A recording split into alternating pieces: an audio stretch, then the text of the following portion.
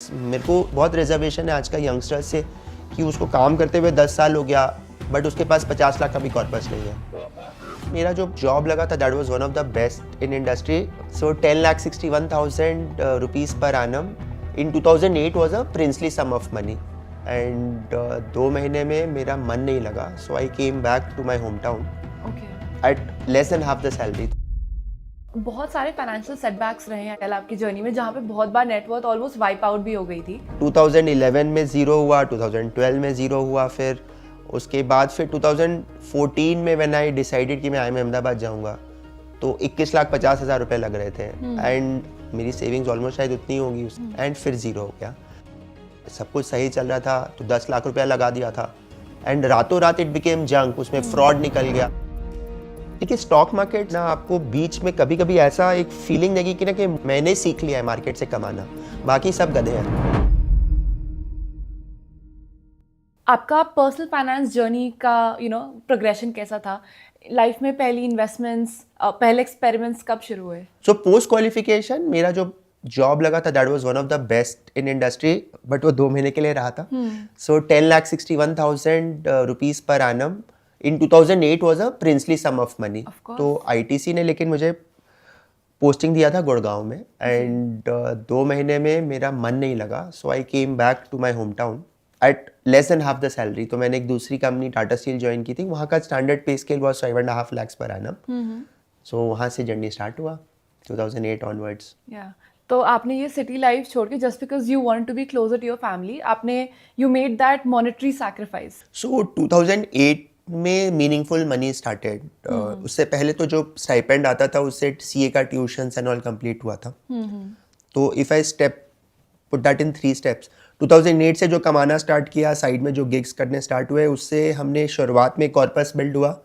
उससे जो मेरा बिजनेस था, जो ट्रेडिशनल फैमिली बिजनेस था, वो सब प्राइम क्राइसिस के आसपास it had a lot of turbulence.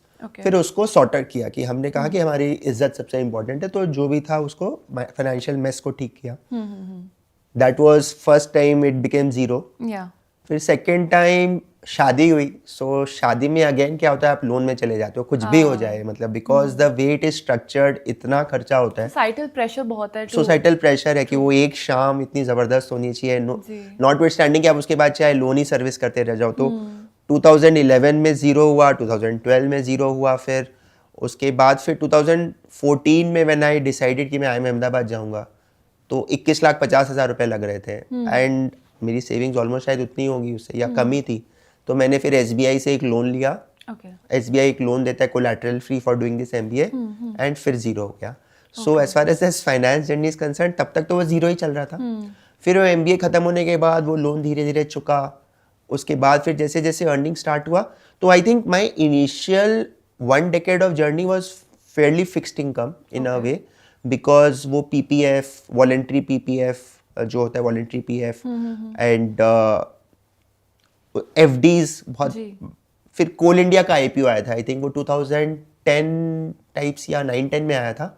उसमें 10-12 हज़ार रुपये कमाई हुआ था, एक लॉट लग गया था या 2 लॉट लग गए थे। तो IPO was a very good source की हम IPO में लगाते थे एकदम कंसिस्टेंटली और उससे अगर आता था तो पैसे बनते थे। बीच बीच में उसमें कांड भी हुए थे कि रिलायंस पावर आ गया था, खत्म हो गया था। लेटर जब थोड़ा सा इन्वेस्टेबल सरप्लस बढ़ना स्टार्ट हुआ तो वो SIP से स्टार्ट हुआ। नाउ SIP स्टार्ट में अब उसमें ये हुआ कि शुरुआत में ना वो बहुत इमेच्योरली क्या हो रहा था, जो स्कीम मिल जाता उस पर 500,000 रुपये का SIP स्टार्ट कर देते थे, विच मेंट कि स्कीम्स इतने सारी हो गई बट अमाउंट कम था, सब अमाउंट इतना कम था। और अचानक कोई बोल दिया नहीं मार्केट्स क्रैश होगा, उसको रिडीम कर दिया etcetera. So from that perspective वो पेशेंट मनी कभी रहा नहीं। स्टॉक्स में इन्वेस्ट करना स्टार्ट किया on the basis of what you hear on the floor. मतलब जहाँ मैं जॉब करता था एनवायरनमेंट ही ऐसा था कि सब स्टॉक करते थे, टिपिकल कॉर्पोरेट्स में ऐसे ही होता है।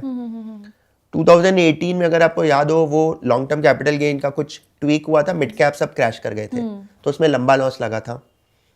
तब डिसाइड किया था कि टू एन एक्सटेंट कि अब ये अग्रवाल जी ऐसा बोले या गोयल जी ऐसे बोले उसके बेसिस पे करने से थोड़ा दिक्कत है। फिर invested in one company on the basis of college का व्हाट्सएप ग्रुप एंड किसी ने कहा कि एंड देन वो गिरा दिया and later he said boss मुझे एग्जिट चाहिए था इसलिए मैंने कॉलेज के ग्रुप में पोस्ट किया टू पंप अप ताकि तुम लोग जैसे लोग घुसो एंड मैं एग्जिट करूं and I owe nothing to you because ये एडवाइस फ्री था। तो हाँ वो you learn it the hard way. But हाँ थोड़ा थोड़ा blue chip investing is where I think significantly you could make good money. Small cap mid cap में far more research चाहिए, वो शायद क्योंकि मेरा वर्क भी इतना इंटेंस था कि कभी हो नहीं पाया। जी। एंड आपने मेंशन किया था दैट आप आईआईएम से भी आपने एजुकेशन करा है। सो यू नो स्पेशली जब आप अपने आप को सराउंड करते हैं with some of the best people in the country and you are willing to make these monetary sacrifices, आपको कभी वो फोमो होता है दैट यू नो शायद वो अपॉर्चुनिटी आपको बेटर रिवॉर्ड करती? या ऑफ कोर्स क्या होता है कि आप जैसे एजुकेशन में you move up that rank. अब मैं आईटीसी 2 महीना में छोड़ तो दिया बट मेरा फ्रेम ऑफ रेफरेंस तो वही लोग रह गए and those guys moved up the ladder very quickly क्योंकि वो एफएमसीजी में थे एंड एफएमसीजी गाइज वो स्टार्टअप का जब बिग अपॉर्चुनिटी आया तो उनको सबसे पहले वो अपॉर्चुनिटीज मिला एंड मैं बिकॉज उसको उतना कैपिटलाइज नहीं कर पाया।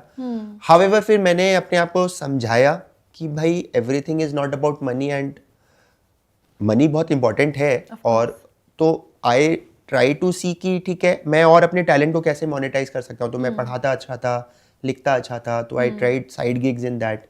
फिर हमने धीरे धीरे जैसे एक CAJobportal.com लॉन्च कर दिया जो स्टार्ट हुआ था as a student welfare initiative कि हम इधर उधर से जितने जॉब्स हैं उसको कोलेट करेंगे अपने प्लेटफॉर्म पे। फिर जब IIM अहमदाबाद गया तो प्रोफेसर्स ने कहा कि भाई ठीक है चैरिटी तो अच्छी बात है, वेलफेयर कितना दिन करोगे तो कमर्शलाइज करो।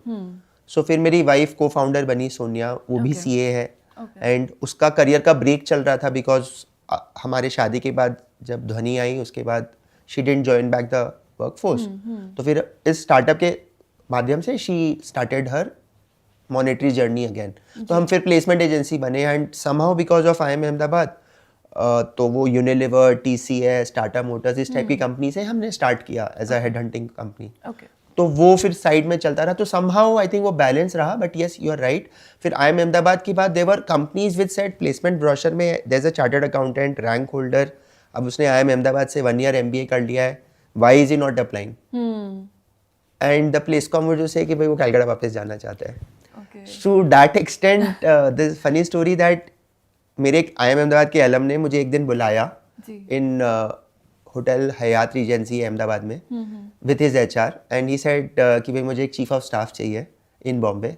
तो मैंने कहा कि सर देखिए मैं तो नहीं जा सकता बट मेरा एक हेड हंटिंग फर्म है, मैं आपको एक कैंडिडेट दूंगा एंड आप सिलेक्ट करोगे ही करोगे उसको, मेरे को बट 1 महीने का कमीशन चाहिए। ही वाज स्टन्ड, वो बोले कि भाई मैं तुमको जॉब देने के लिए बुला रहा हूँ, तुम तो हेड हंटिंग। मैं क्या करूँ सर, मुझे तो घर वापस जाना है, मैं आपका बॉम्बे तो आ नहीं सकता।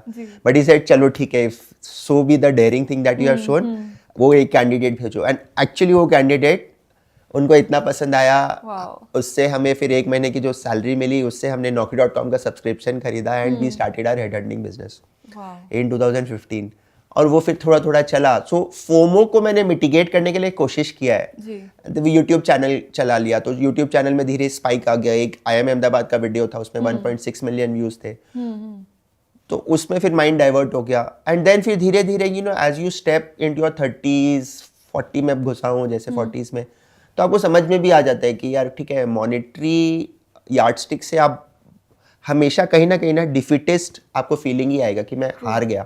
तो you will have to make a holistic judgement कि हमें ओवरऑल लाइफ में क्या पैरामीटर्स हैं।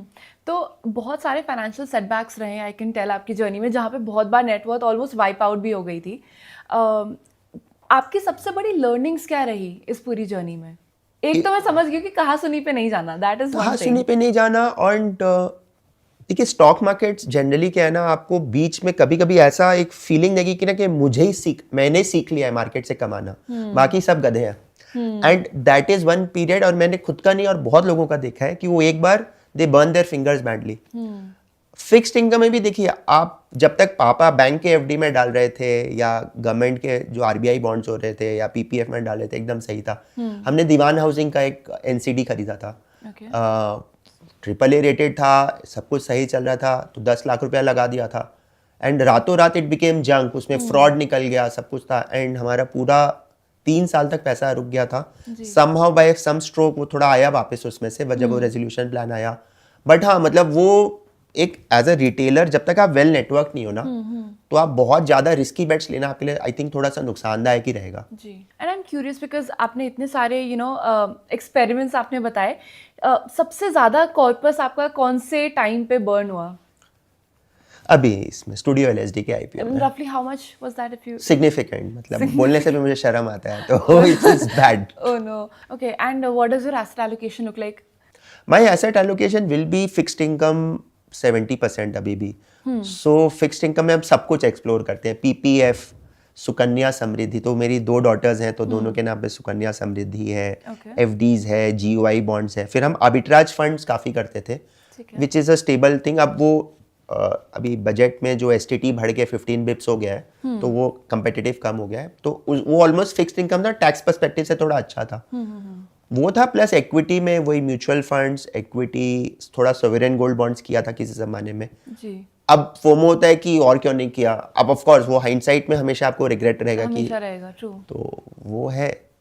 रियल एस्टेट से अभी तक थोड़ा सा रिफ्रेंड कि रियल एस्टेट प्रोडक्टिव एसेट नहीं है, एक्सेट्रा, ओवररेटेड है।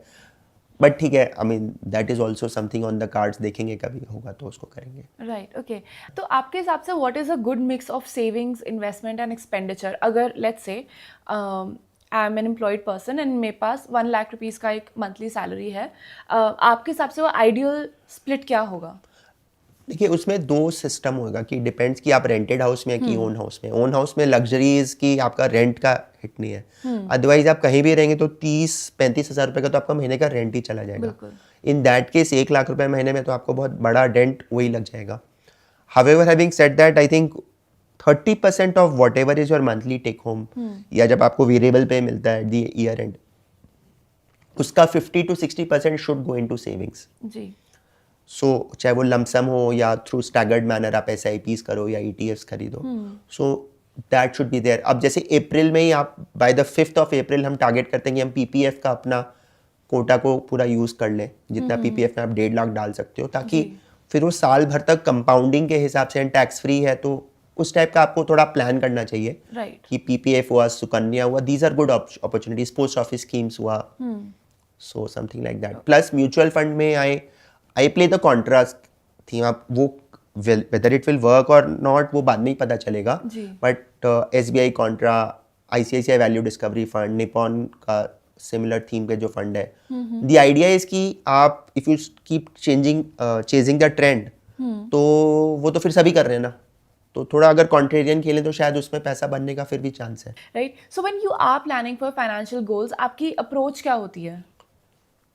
फाइनेंशियल गोल्स में देखिए, आप फाइनेंशियल गोल्स का अप्रोच इन टर्म्स ऑफ का कि what is your future aspiration, कि सपोज घर लेना है या बच्चों का पढ़ाई है, अब लेट से कि मुझे US या UK जाना है, सो अब रियलिस्टिक तो नहीं है ऑफ कोर्स कि उनको भेजें, क्योंकि इट इज लाइक 1 करोड़ पर annum in today's terms, right, 1 साल का, तो अगर आप उस समय सोचो तो पता नहीं कितना ही लगेगा। बट कोशिश कर रहे हैं कि कुछ टाइप का कॉर्पस बिल्ड हो जाए, एंड उसमें ना ये जो फाइनेंशियली इंडिपेंडेंट रिटायर अर्ली वाला जो कंसेप्ट है ना, सो मुझे उस कंसेप्ट के साथ भी बड़ा कंप्लेंट है, बिकॉज वो बहुत मिसयूज वर्ड है। वो क्या बोलना चाह रहा है कि आप 35 या 40 के एज में एक एक्स कॉर्पस बिल्डअप करके कि आप रिटायर हो जाओगे। अरे बच्चा आज के डेट में, क्योंकि हमारा एक जॉब पोर्टल है, वो आके बोलता है I want to get retired in 10 years। आप रिटायर होके क्या करोगे? ट्रू। मैंने तो अपने पापा का फ्रस्ट्रेशन भी देखा है कि रिटायर होने के बाद आदमी बहुत फ्रस्ट्रेटेड हो जाता है कि he nothing to look forward in the whole day, पैसे की कमी भी नहीं है, लेकिन करूँ क्या? तो ये रिटायर अर्ली वाला कंसेप्ट तो मेरे को समझ में नहीं आता। However yes, I am a big fan of having your own house.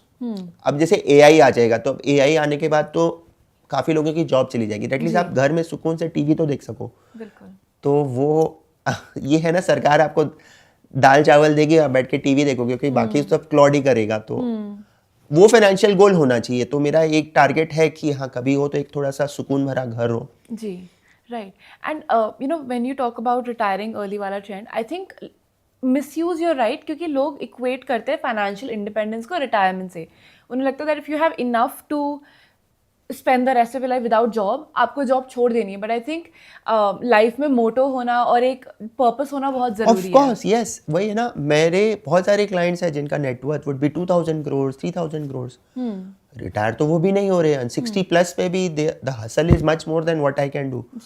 तो वो जो कंसेप्ट है retire early, you can be financially independent, ताकि you don't lose sleep over some boss saying कि मैं तुमको जॉब से निकाल दूंगा या एआई आ गया मेरा क्या होगा। So you should have significant savings. मेरे को इस चीज़ से बहुत रिजर्वेशन है आज का यंगस्टर से कि उसको काम करते हुए 10 साल हो गया बट उसके पास 50 लाख का भी कॉर्पस नहीं है, और हो सकता है उसके पास 25 लाख का गाड़ी है, उसने अभी फॉरेन वेकेशंस पे स्प्लर्ज किया है, आईफोन रखता है, कहीं पर भी जाता है तो बेस्ट ऑफ 5 स्टार प्रॉपर्टीज में जाता है, तो वहाँ कोई कॉम्प्रीमाइज नहीं करता बट सेविंग्स में कॉम्प्रीमाइज कर रहा है।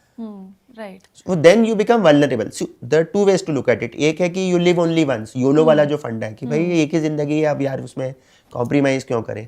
बट उसमें फिर अगर कुछ ब्लैक स्वान इवेंट आ जाता है कि AI takes away your job, जैसे one of the most powerful examples है, फिर तो you actually are on skating on very thin ice ना। अगर आपके पास 30-40 लाख रुपए का भी अगर सेविंग नहीं हो तो बहुत मुश्किल है। राइट।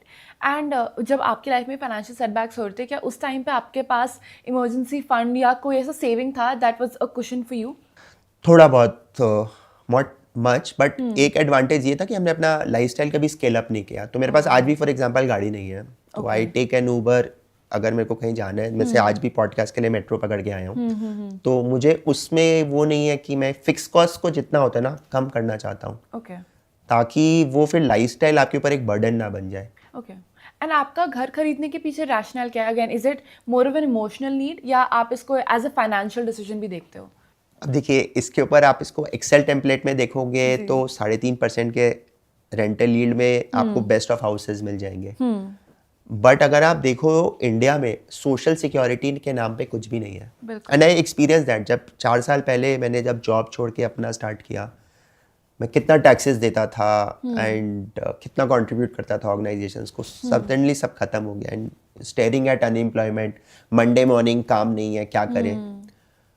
उस समय फॉर एग्जांपल आपके पास अगर घर भी नहीं होना खुद का और आपको लगे कि अब लैंडलॉर्ड का भी रेंट देना पड़ेगा, तो वो कहीं ना बहुत हिट करता है जी। तो जब मैंने जॉब छोड़ा, खुद का स्टार्ट किया, तो एक चीज एटलीस्ट था कि हम भी रेंट तो नहीं देना है, जो होगा देख लेंगे टाइप्स।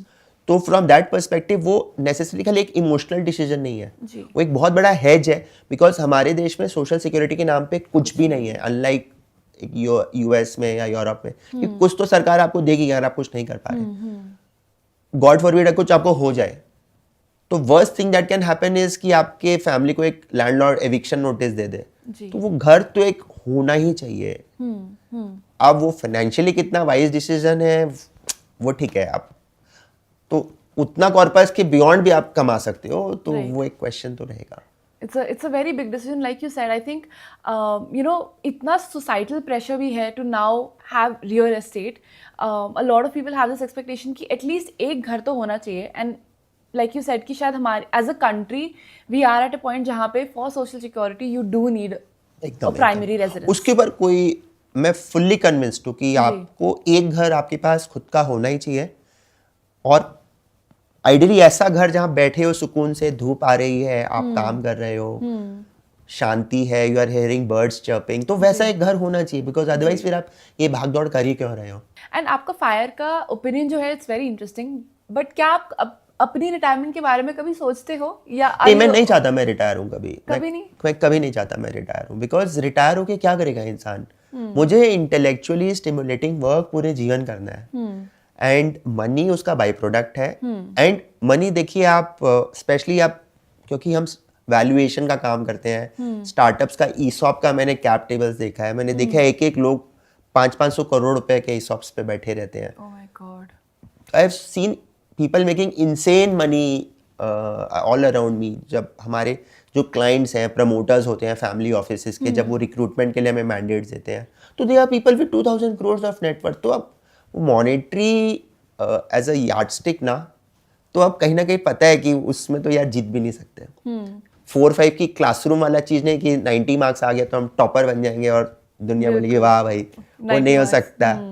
वेल्थ का कोई अंत ही नहीं है। People would have 30-40 acres 50 acres of land apart from so much of that Yeah, and जब मैं जॉब करता था तो बिरला जी, कुमार मंगलम बिरला जी के साथ अक्रॉस द टेबल अगर कभी प्रेजेंटेशन करते तो हमको यही लगता था कि यार पैसा कितना पैसा है. कितना पैसा हो सकता है किसी के पास, Yeah. तो फिर क्या ही मतलब पैसा का गोल्स क्या ही कर लोगे. Exactly. So you're very close to your family. I think we can tell that. आपका फैमिली का कितना इम्पैक्ट रहा है on your professional and your personal finance journey? सो बहुत है, I can put that in very subtle terms. मेरे पापा ने कभी भी पैसे को इतना बड़ा महत्व नहीं दिया है. 2008 में जब मैंने वो ITC का जॉब छोड़ा था, गुड़गांव से वापस आया था, everyone said in the family कि भाई इतनी ज़रूरत है अभी फैमिली को पैसे की और तुमको मन नहीं लग रहा है, मम्मा के पास रहना है, बच्चे हो क्या. बट पापा बोले तेरा मन नहीं लग रहा है, तू वापस आके खुश होगा, आजा, Yeah. साथ बैठ के रोटी खाएंगे. सो उससे क्या है ना, मेरे पेरेंट्स ने कभी भी वो कंपल्शन नहीं किया कि तुम्हें कमाना है. जी. कमाना तो ऑफ कोर्स है ही, वो इट गोज विदाउट सेइंग कि अब परिस्थिति ऐसी है आपको करना है. बट वो क्या मेंटल प्रेशर जो है ना, वो मेरा ज़्यादा सेल्फ इम्पोज ही था ओवर द इयर्स कि मुझे रैट रेस में भागना है, क्लास में फर्स्ट जैसे आता था वैसे वेल्थ में भी फर्स्ट आना है, जो अब धीरे धीरे अब मैं इरेज कर रहा हूँ उसको. जी. माँ ने भी हमेशा वही बहुत स्ट्रॉन्ग वर्क एथिक्स सिखाया है कि भाई मेहनत कर. अब मेहनत करके चाहे AI भी आ जाए बट कुछ ना कुछ मेहनत करने वाले कर ही लेंगे. बिल्कुल. वाइफ को अगर कहें तो wife has been a strong pillar. वो हमारे द्रविड़ जैसे एकदम सुपर कूल है, धोनी द्रविड़ जैसे है. तो ये जॉब पोर्टल जैसे हमारा जो बिजनेस है, इट इज़ सर्च मतलब कैंडिडेट ज्वाइन करेगा तो आपको पैसे मिलेंगे, विच मीन्स कि वो पूरा जो साइकिल है, इंटरव्यूज एंड ऑफर्स और backouts, you have to be very very cool.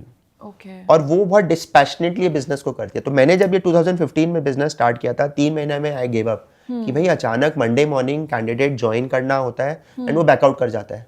And आप तो पूरे आस लगा के बैठे थे कि 2 लाख रुपए मुझे मिलेंगे उसके वजह से, नहीं मिल रहा है. But she was very very disconnected. वो अपने वर्क और लाइफ को बहुत डिस्टिंक्ट बाउंड्रीज करती है. उसके वजह से ये बिजनेस आज जो फ्लरिश किया उसी के वजह से किया, राइट. उस टेम्परमेंट के वजह से. तो आई थिंक वो टेम्परमेंट उसका बहुत यूजफुल था from that perspective. And again उसने भी कभी लाइफस्टाइल या उस ऑफ कोर्स वो क्रेविंग हमेशा थोड़ा थोड़ा रहता है, विमेन जनरली क्रेव, तो वो रहेगा. So it's fine. तो बट हाँ, क्योंकि उसका सुपर कूल टेम्परमेंट था, ये जॉब मॉडल हमारा ठीक ही चल पड़ा. उसके वजह से जब मैंने जॉब छोड़ा तो मेरे को पता था कि चलो एक तो है, फिर एक और स्ट्रीम को बनाना है, बना लेंगे. Right. Thank you so much, sir, for coming on to the show. My I pleasure. had a Thank great you. time, and I feel like मैंने आपके थ्रू पैसिवली बहुत कुछ सीख लिया है आपके एक्सपीरियंसेस से. Thank you. So thank you for coming here. Investment in the securities market is subject to market risks. Read all the related documents carefully before investing.